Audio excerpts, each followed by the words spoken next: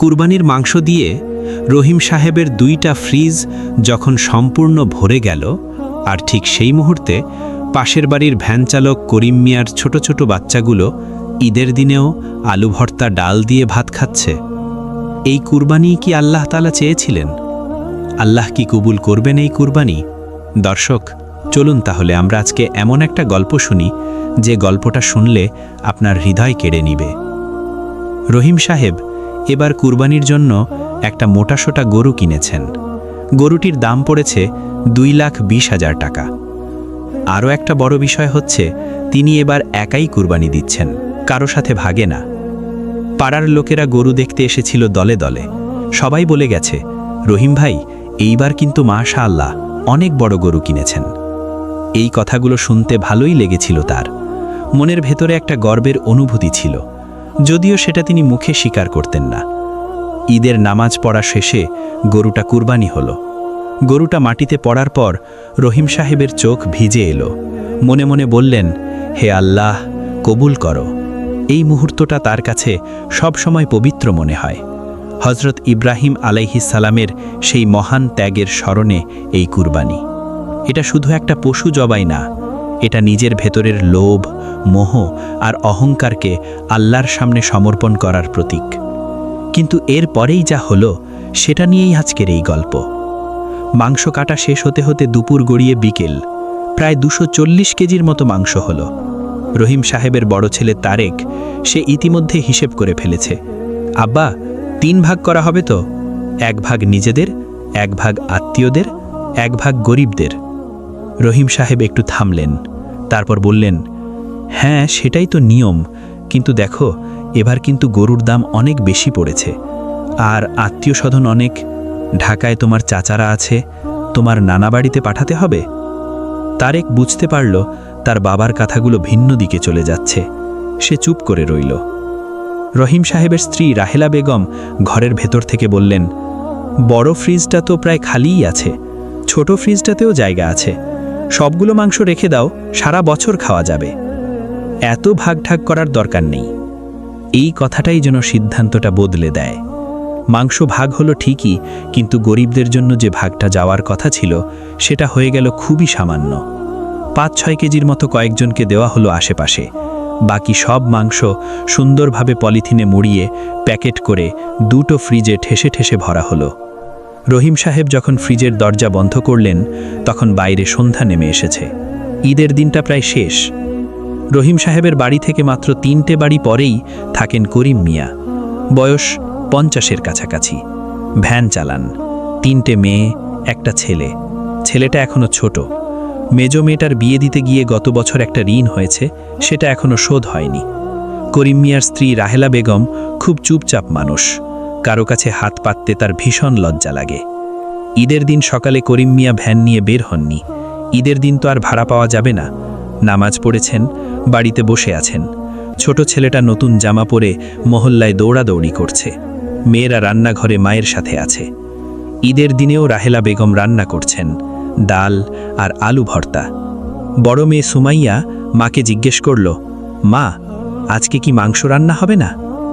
রাহেলা বেগম কিছুক্ষণ চুপ করে রইলেন, তারপর ধীরে ধীরে বললেন, আজকে না মা, দেখি পাশের বাড়ি থেকে কেউ দিলে হয়তো কাল রান্না করব। সুমাইয়া আর কিছু বলল না। সে বুঝতে পারে 12 বছর বয়সেই সে অনেক কিছু বুঝতে শিখে গেছে। সেই সন্ধ্যায় যখন রহিম সাহেব ফ্রিজের দরজা বন্ধ করছিলেন, ঠিক সেই সময় করিম মিয়ার বাড়িতে ডাল ভাত খাওয়া হচ্ছিল। কিন্তু গল্পটা এখানেই শেষ না। আসল ঘটনা শুরু হয় তার পরদিন থেকে। পরদিন সকালে রহিম সাহেব মসজিদে গেলেন ফজরের নামাজ পড়তে। ইমাম সাহেব সেদিন নামাজের পর একটু বসলেন। কয়েকজন মুসল্লি ছিলেন। ইমাম সাহেব বললেন, ভাইয়েরা, কাল অনেকে কুরবানি দিয়েছেন, আলহামদুলিল্লাহ, আল্লাহ কবুল করুন। কিন্তু একটা কথা বলতে চাই, আল্লাহ তাআলা কোরআনে বলেছেন, তোমরা তা থেকে নিজেরা খাও এবং দুর্দশাগ্রস্ত অভাবী লোকদের খেতে দাও। শুধু এটুকুই না, রাসূলুল্লাহ সাল্লাল্লাহু আলাইহি ওয়াসাল্লাম বলেছেন, কুরবানির মাংস 3 ভাগ করা উত্তম, নিজের জন্য, আত্মীয়দের জন্য আর গরিবদের জন্য। রহিম সাহেব চুপচাপ শুনলেন। বুকের ভেতরে একটা কিছু নাড়া দিয়ে উঠল, কিন্তু তিনি সেটাকে চাপা দিলেন। মনে মনে ভাবলেন, আমি তো কিছুটা দিয়েছি। ইমাম সাহেব আরও বললেন, ভাইয়েরা, কুরবানির মাংস ফ্রিজে ভরে রাখার মধ্যে কোনো দোষ নেই যদি নিজের ভাগেরটা রাখা হয়, কিন্তু পাশের বাড়িতে যখন গরিব প্রতিবেশী না খেয়ে থাকে আর আমরা ফ্রিজ ভরে রাখি, এটা কি ইব্রাহিম আলাইহিসসালামের ত্যাগের চেতনার সাথে মেলে? এই কথাটা রহিম সাহেবের বুকে একটা তীরের মতো বিঁধল। বাড়ি ফিরতে ফিরতে তিনি ভাবতে লাগলেন, তিনি কি ঠিক করেছেন? তার বাড়ি যেতে হয় করিম মিয়ার বাড়ির সামনে দিয়ে। সেখানে করিম মিয়ার ছোট ছেলেটাকে দেখলেন। গতকালের নতুন জামা পরে উঠোনে বসে আছে, মুখটা একটু মলিন। রহিম সাহেব থামলেন না, হাঁটতে লাগলেন, কিন্তু ঘরে ঢুকে বসতে পারলেন না। বুকের ভেতরে একটা অস্বস্তি। ফজরের পর সাধারণত তিনি একটু কোরআন পড়েন, আজও বসলেন, কিন্তু পড়তে গিয়ে মন বসল না। হঠাৎ তার মনে পড়ল একটা হাদিসের কথা, যেটা তিনি কোথাও পড়েছিলেন। রাসূলুল্লাহ সাল্লাল্লাহু আলাইহি ওয়াসাল্লাম বলেছেন, সে মুমিন নয় যে নিজে পেট ভরে খায় আর তার পাশের প্রতিবেশী ক্ষুধার্ত থাকে। রহিম সাহেব কোরআন বন্ধ করলেন, চুপ করে বসে রইলেন কিছুক্ষণ। তারপর উঠে রান্নাঘরে গিয়ে স্ত্রীকে বললেন, করিম মিয়াদের বাড়িতে কতটুকু মাংস পাঠিয়েছিলে কাল? স্ত্রী একটু অবাক হয়ে বললেন, ওদের? কই, কিছু পাঠায়নি তো। ওরা কি চাইছিল? রহিম সাহেব একটু থেমে বললেন, চাওয়ার দরকার নেই, প্রতিবেশীর হক তো চাইলে পূরণ হয় না, বুঝে দিতে হয়। স্ত্রী একটু অবাক চোখে তাকালেন। রহিম সাহেব বললেন, ফ্রিজ থেকে 5 কেজি মাংস বের করো। স্ত্রী আরও অবাক হয়ে বললেন, 5 কেজি? এত দাম দিয়ে গরু কিনলাম। রহিম সাহেব বললেন, বের করো। রহিম সাহেবের গলায় এবার একটু দৃঢ়তা এলো। স্ত্রী আর কিছু বললেন না, মাংস বের করলেন। রহিম সাহেব নিজে হাতে পলিথিনে মুড়িয়ে করিম মিয়ার বাড়ির দিকে হাঁটলেন। করিম মিয়া তখন উঠোনে বসেছিলেন। রহিম সাহেবকে দেখে উঠে দাঁড়ালেন। আসেন, হাসেন রহিম ভাই। রহিম সাহেব মাংসের প্যাকেটটা এগিয়ে দিলেন, বললেন, ভাই, কাল দেওয়া হয়নি, মাফ করবেন, এটা রাখেন। করিম মিয়া একটু অবাক হলেন, তারপর প্যাকেটটা হাতে নিয়ে বললেন, রহিম ভাই, আপনি কষ্ট করলেন কেন? রহিম সাহেব করিম মিয়ার চোখের দিকে তাকালেন। সেখানে একটা কৃতজ্ঞতার আলো জ্বলে উঠল, যেটা লুকানোর চেষ্টা করা হচ্ছে। এই দৃষ্টিটা রহিম সাহেবের বুকে এমন কিছু করল যেটা তিনি ভাষায় প্রকাশ করতে পারলেন না। বাড়ি ফিরতে ফিরতে তার মনে হলো এতক্ষণ বুকে যে পাথরটা ছিল সেটা এখন একটু হালকা হয়েছে। কিন্তু এই গল্পের আরেকটা দিক আছে, যেটা না বললে গল্পটা অসম্পূর্ণ থেকে যাবে। এই মহল্লায় আরেকজন মানুষ আছেন, নাম আবু বকর।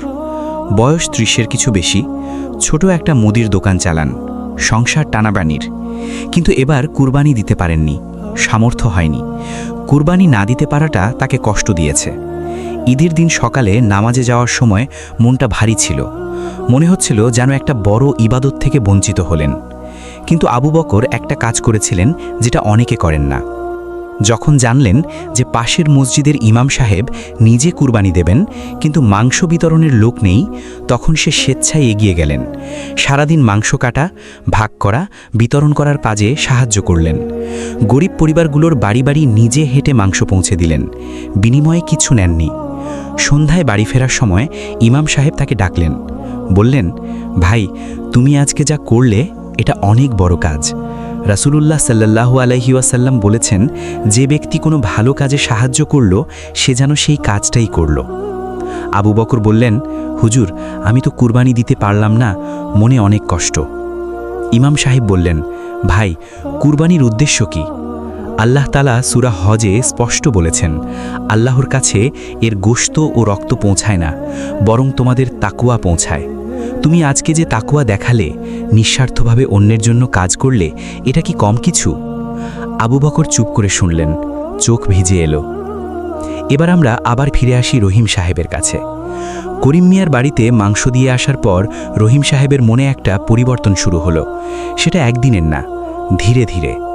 সেদিন বিকেলে তার বড় ছেলে তারেক বলল, আব্বা, পাশের বাড়িতে মাংস দিয়ে এলেন, ভালোই করেছেন, কিন্তু আব্বা, আমরা নিজেরাও তো সারা বছর রাখতাম। রহিম সাহেব ছেলের দিকে তাকালেন, তারপর বললেন, তারেক, একটা কথা বলি, তুই কি জানিস ইব্রাহিম আলাইহিসসালাম যখন তার ছেলেকে কুরবানি দিতে উদ্যত হলেন তখন তার বুকে কি ছিল? তারেক বলল, আল্লাহর সন্তুষ্টি। হ্যাঁ, কিন্তু সেই সাথে কি ছিল? ত্যাগ, নিজের সবচেয়ে প্রিয় জিনিসটাকে আল্লাহর জন্য ছেড়ে দেওয়ার মানসিকতা। আমরা কুরবানি দিই, কিন্তু সেই মাংস যদি ফ্রিজে ভরে নিজেরাই সারা বছর খাই, তাহলে ত্যাগটা করলাম কোথায়?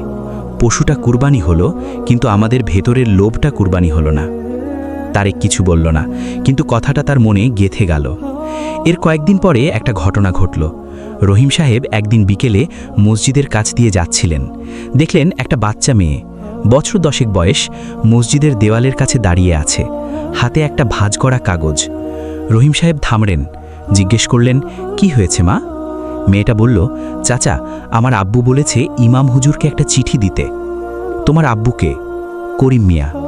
রহিম সাহেব একটু থমকালেন, তারপর বললেন, ইমাম সাহেব এখন নেই, আমি কি দিয়ে যেতে পারি? মেয়েটা একটু ইতস্তত করল, তারপর চিঠিটা দিয়ে দিল। রহিম সাহেব চিঠিটা পরে ইমাম সাহেবকে দেবেন ভেবে পকেটে রাখলেন, কিন্তু বাড়ি ফেরার পথে কি মনে করে চিঠিটা খুললেন। চিঠিতে লেখা ছিল, হুজুর, আমি করিম, ভ্যান চালক। ঈদের দিন আমার বাড়িতে মাংস ছিল না। বাচ্চারা জিজ্ঞেস করেছিল, আমি বলেছিলাম পরে হবে, কিন্তু রহিম সাহেব নিজে হাতে মাংস দিয়ে গেলেন পরদিন। এই লজ্জা আর এই কৃতজ্ঞতা দুটো একসাথে আমার বুকে এখনও আছে। আপনার কাছে লিখছি কারণ আপনি দোয়া করবেন রহিম সাহেবের জন্য আর আমার জন্যও, যাতে একদিন আমিও কাউকে দিতে পারি। রহিম সাহেব রাস্তার মাঝখানে দাঁড়িয়ে পড়লেন। চিঠিটা পড়তে পড়তে তার চোখে পানি এসে গেল। তিনি বুঝলেন একটা ছোট্ট কাজ, 5 কেজি মাংস, একটা মানুষের বুকে কতটা জায়গা করে নিয়েছে।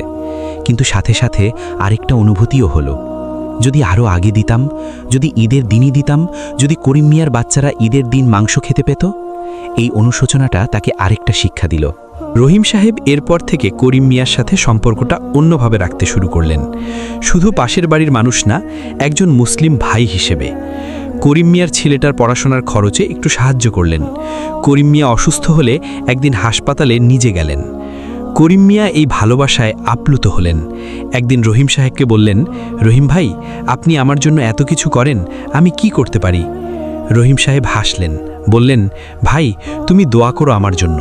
আল্লাহর কাছে একজন গরিব মানুষের দোয়া অনেক দামি। এই কথাটা রহিম সাহেব মিথ্যে বলেননি। রাসূলুল্লাহ সাল্লাল্লাহু আলাইহি ওয়াসাল্লাম বলেছেন, তোমরা তোমাদের দুর্বলদের মধ্যে আমার জন্য সন্ধান করো, কারণ তোমাদের রিজিক ও সাহায্য দেওয়া হয় তোমাদের দুর্বলদের কারণেই। কতটা গভীর কথা এটা! আমরা ভাবি গরিবরা আমাদের উপর নির্ভরশীল, আসলে আমাদের রিজিকও অনেকাংশে তাদের সাথে আমাদের সম্পর্কের উপর নির্ভর করে। পরের বছর কুরবানির ঈদ এলো। এবার রহিম সাহেব আগেভাগেই বের হলেন। মহল্লার কয়েকটা পরিবারের খোঁজ নিলেন। করিম মিয়া ছাড়াও আরও 3টা পরিবার পাওয়া গেল, যাদের বাড়িতে কুরবানি হয় না, যারা কারো কাছে চাইতে পারেন না। কুরবানির দিন মাংস কাটার সাথে সাথেই রহিম সাহেব তার ছেলে তারেককে বললেন, আগে ওই 4টা বাড়িতে দিয়ে আয়, তারপর আত্মীয়দের ভাগ বের করব, তারপর আমাদের। তারেক এবার কোনো দ্বিধা করল না, সে নিজেই গিয়ে দিয়ে আসলো সবার বাড়িতে। করিম মিয়ার বাড়িতে যখন তারেক মাংসের প্যাকেট নিয়ে গেল, তখন করিম মিয়ার বড় মেয়ে সুমাইয়া দরজা খুলল। মেয়েটার মুখে একটা হাসি ফুটল। এই হাসিটা তারেক ভুলতে পারল না অনেক দিন। বাড়ি ফিরে এসে তারেক আব্বাকে বলল, আব্বা, ওই মেয়েটার হাসি দেখলে মন ভালো হয়ে যায়। রহিম সাহেব বললেন, এটাই সদকার আনন্দ বাবা। টাকা জমানোর আনন্দ আলাদা, দেওয়ার আনন্দ আলাদা। দেওয়ার আনন্দটা অনেক গভীর। এই সত্যটা আল্লাহ তাআলা কুরআনে বলেছেন। সূরা আল বাকারায় বলেছেন, যারা তাদের সম্পদ আল্লাহর পথে খরচ করে, তাদের উদাহরণ একটি শস্য বীজের মতো, যা থেকে 7টি শীষ জন্মায়, প্রতিটি শীষে 100টি দানা। আল্লাহ যার জন্য ইচ্ছে করেন বহুগুণে বৃদ্ধি করেন। 100 গুণ না, বরং 700 গুণ। এটা শুধু আখিরাতের হিসেব না, দুনিয়াতেও আল্লাহ বরকত দেন। রহিম সাহেব লক্ষ্য করলেন, যে বছর থেকে তিনি বেশি দেওয়া শুরু করলেন, সে বছর থেকে তার ব্যবসায় একটু ভালো গতি এলো। এটা কাকতালীয় নয়, এটা আল্লাহর ওয়াদা পূরণ। তবে শুধু ব্যবসার জন্য দেওয়া না, বরং যখন মনে থাকে যে আল্লাহ দেখছেন, করিম মিয়ার মেয়ের হাসি মনে থাকে, তখন দেওয়াটা অনেক সহজ হয়ে যায়। এই গল্প থেকে আমরা কি শিখলাম? প্রথম শিক্ষা, কুরবানি শুধু পশু জবাই না, এটা নিজের ভেতরের লোভ ও কার্পণ্যকে কুরবানি করার প্রতীক। যদি পশু কুরবানি হয় কিন্তু ভেতরের কার্পণ্য না যায়, তাহলে ইবাদাতের রূহ অনুপস্থিত। দ্বিতীয় শিক্ষা, প্রতিবেশীর হক ইসলামে অত্যন্ত গুরুত্বপূর্ণ। রাসূলুল্লাহ সাল্লাল্লাহু আলাইহি ওয়াসাল্লাম বারবার প্রতিবেশীর অধিকারের কথা বলেছেন। কুরবানির মাংস বিতরণে প্রতিবেশীকে অগ্রাধিকার দেওয়া উচিত, বিশেষ করে যারা অভাবী।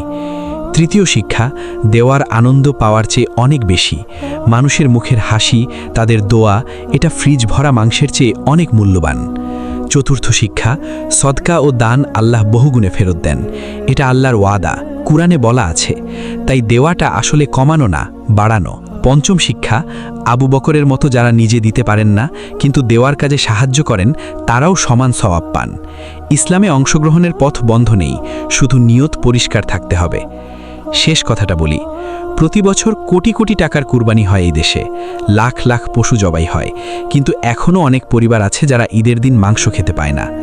এটা আমাদের সমাজের একটা বাস্তবতা। এই বাস্তবতা বদলানোর জন্য সরকার লাগবে না, বড় সংগঠন লাগবে না, শুধু লাগবে রহিম সাহেবের মতো একটু উপলব্ধি। ফ্রিজ ভরার আগে একবার ভাবা পাশের বাড়িতে কি আছে। যদি মহল্লার প্রতিটা কুরবানিদাতা শুধু একটা পরিবারকে খাওয়ানোর দায়িত্ব নেন, তাহলে এই দেশে ঈদের দিন কেউ না খেয়ে থাকবে না। এটা কঠিন না, এটা অনেক সহজ। শুধু মনটাকে একটু ফ্রিজ থেকে বের করে প্রতিবেশীর দরজার দিকে নিয়ে যেতে হবে। আল্লাহ আমাদের সবাইকে কুরবানির সত্যিকারের শিক্ষা গ্রহণ করার তৌফিক দিন। আমাদের ভেতরের লোভ ও কার্পণ্যকে কুরবানি করার শক্তি দিন। আমাদের প্রতিবেশীর হক আদায় করার সুযোগ দিন। আমিন। ভিডিওটি ভালো লাগলে চ্যানেলটি সাবস্ক্রাইব করুন। আপনি কোথা থেকে ভিডিওটি দেখেছেন তা কমেন্ট বক্সে জানাতে ভুলবেন না, কারণ আপনার মতামত আমাদের কাছে অনেক গুরুত্বপূর্ণ।